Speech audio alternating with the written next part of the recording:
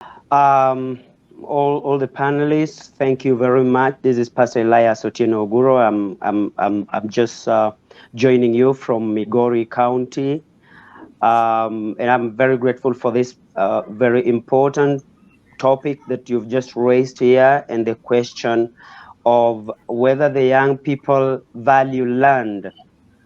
I think I'm sorry, but I think I'm out of the bracket of the youths because I am older now. My son is just doing the second year in the university.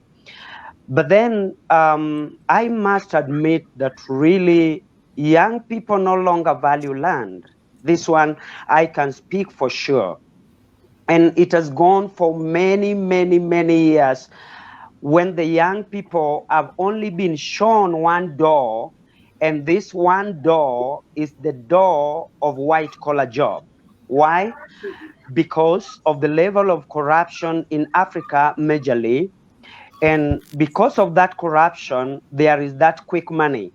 And young people being who they are, as a psychologist I understand the development of how a young brain develops. I mean, I understand how the young brains develop as they go through their teenage to the adolescent and all the way.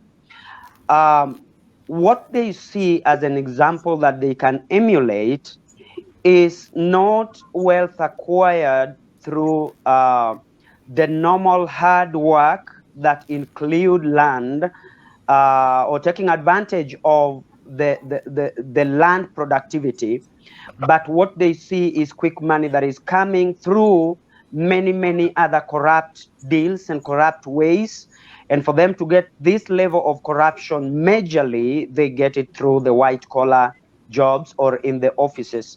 Now, what is happening that makes these young people to even hate the ideology of taking the production from the land, or rather food production, seriously, is because they see that those who are working in the offices, uh, those who are doing white collar job, mostly either managers or directors or maybe employed in the county governments or national governments, what they see is that these people are able to get quick money, and with that money they are able to buy food from other local farmers. Therefore, farming has gotten out of the periphery of doing it as a production, but it has been left for what do I call domestic farming majorly. If young people are doing any farming, they do it for domestic production that they consume within the home.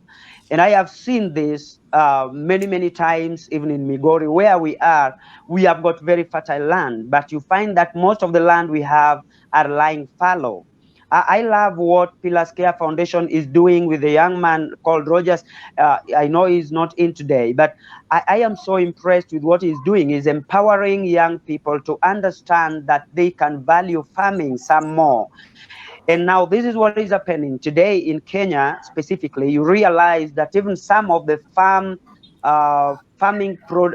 produce factories are closing down. Why? Because they have been looted by those who are working in the offices. I talk of Mumia Sugar Company for those people who are in Kenya, and I talk of Sony Sugar Company that is just across next town to me.